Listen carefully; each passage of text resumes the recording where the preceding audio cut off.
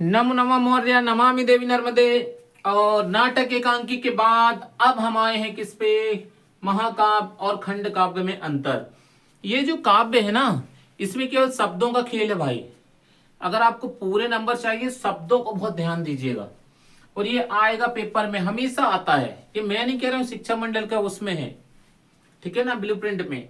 तो भैया हमेशा पूछा जाता है, निश्चित है। खंड काव्य, महाकाव्य, नाटक, एकांकी, ठीक है ना, राष्ट्रभाषा, राज्य भाषा, इनमें से एक में तो एक प्रश्न आएगा, ये पक्का है। तो अपन इसको बहुत अच्छे से कर लेते हैं। सबसे पहला इधर देखिए, महाकाव्य विशाल होता है, हमने लिखा है। क्या होता है? विशाल होता है। और इसमें हमने लिखा लघु होता है।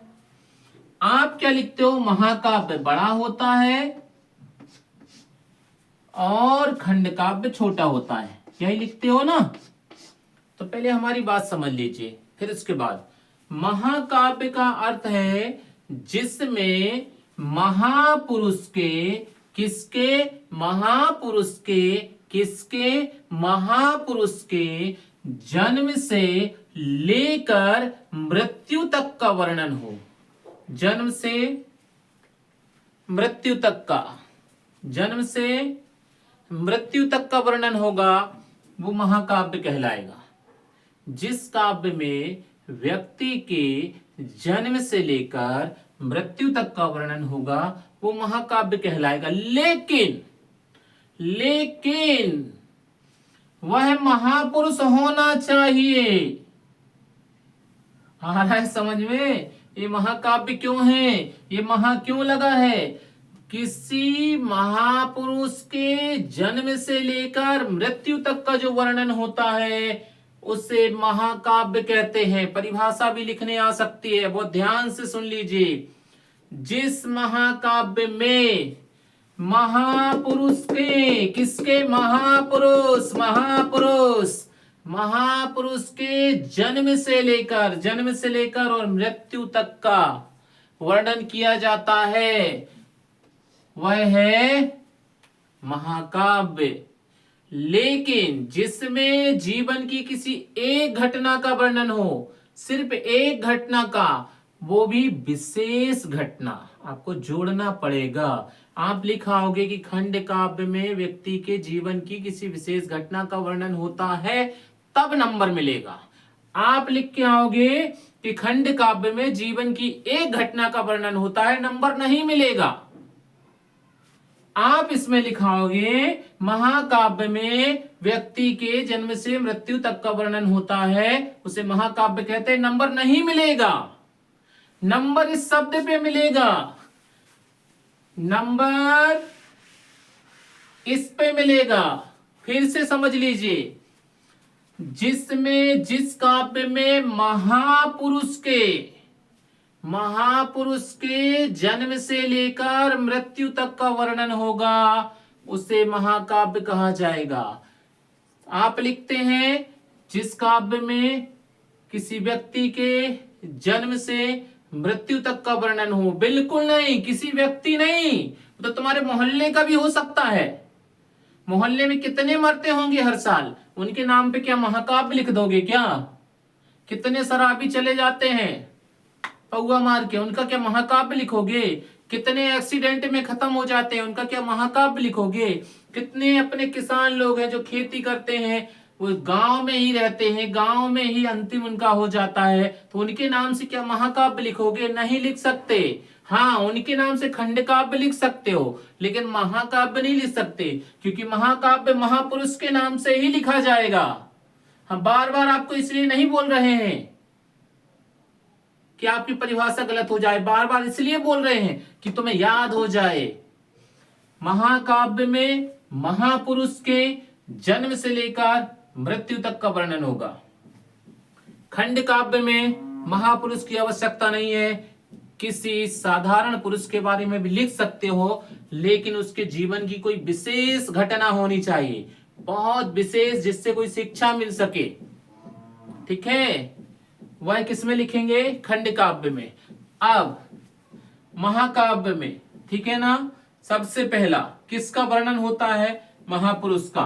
तो यहां लिख दो महाकाव्य में महापुरुष के जन्म से मृत्यु तक का क्या होता है?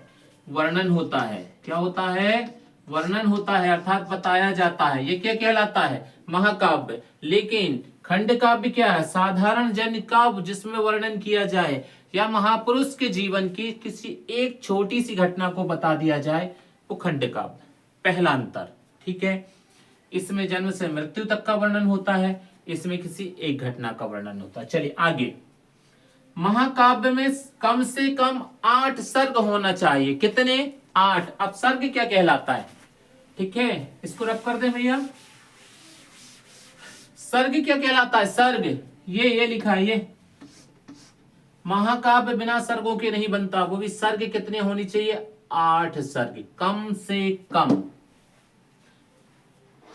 खंड काव्य में सर्गों की आवश्यकता नहीं होती है। इसके याद कर लीजिए, उसके अपने आप याद हो जाएंगे। अब सर्ग क्या कहलाता है?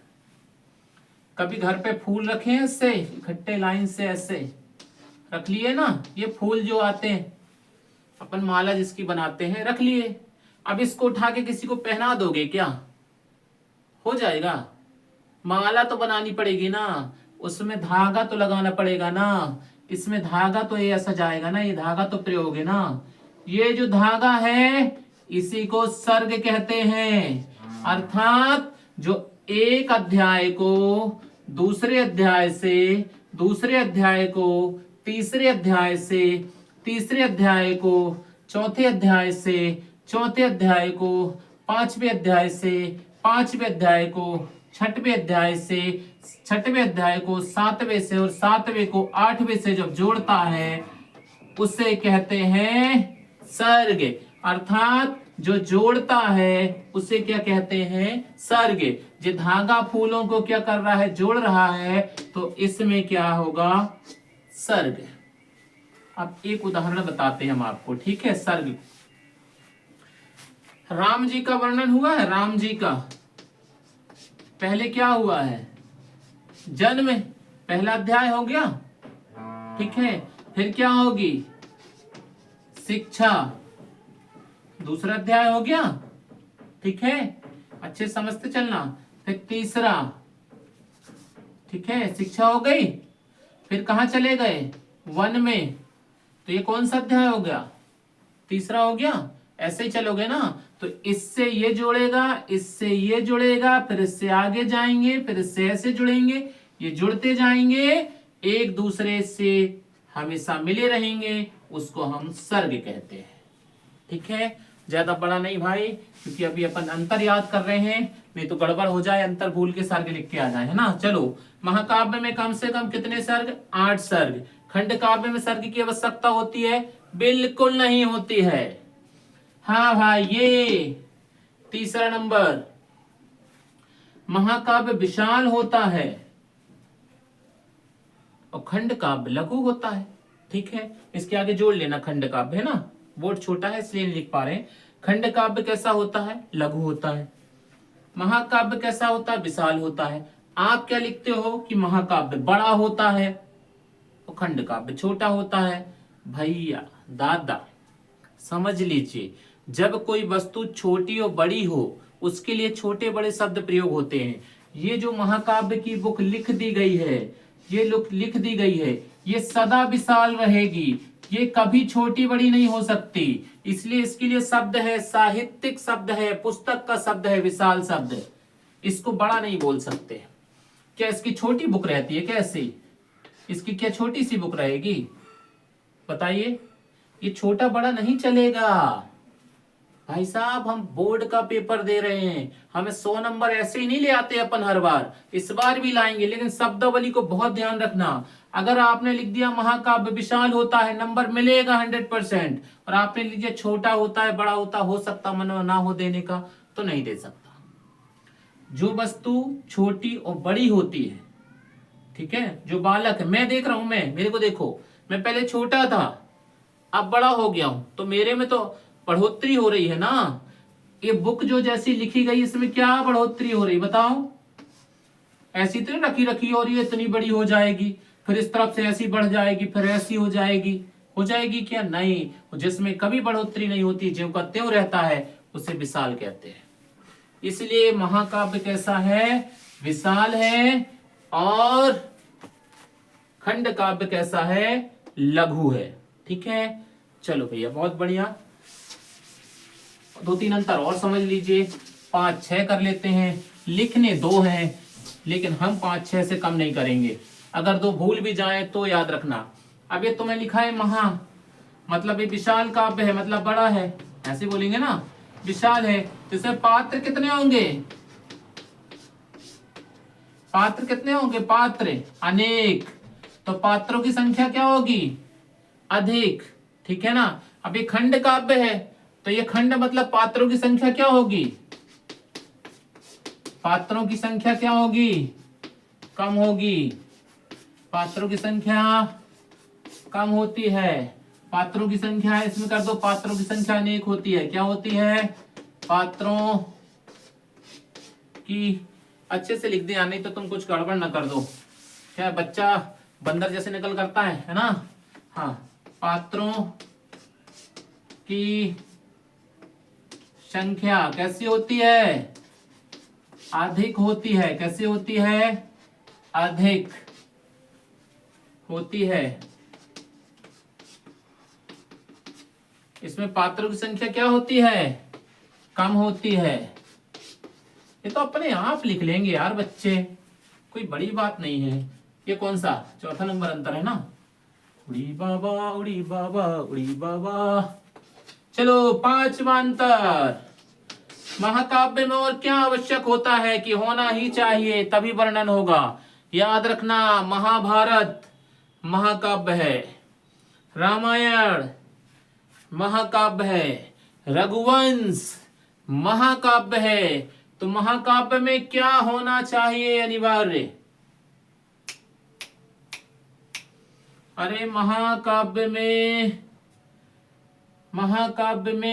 हाँ हाँ अरे यार राहुल भैया, ये इसका है खंड काव्य का, राजा रानी होना चाहिए। ऐसा कुछ नहीं कि राजा रानी होना चाहिए। इसमें युद्ध का वर्णन होता है। किसका? युद्ध वर्णन। तब तो इसमें राजा वीरता दिखाएगा ना, लेकिन इसमें अनिवार्य नहीं है, क्योंकि ये तो जीवन की एक घटना का वर्णन है। हो सकता है उसकी शिक्षा के बारे में लिख दिया जाए, हो सकता है उसकी योग्यता के बारे में लिख दिया जाए। जैसे अर्जुन में अनेक गुण थे, एकलव्य में थे, ठीक है ना, अभिमन्यु में थे, उनका एक गुण ले ले, उसका वर्णन कर दे, वो खंड काव्य है। लेकिन इसमें युद्ध भी आएगा, इसमें तपस्या भी आएगी, इसमें त्याग भी आएगा।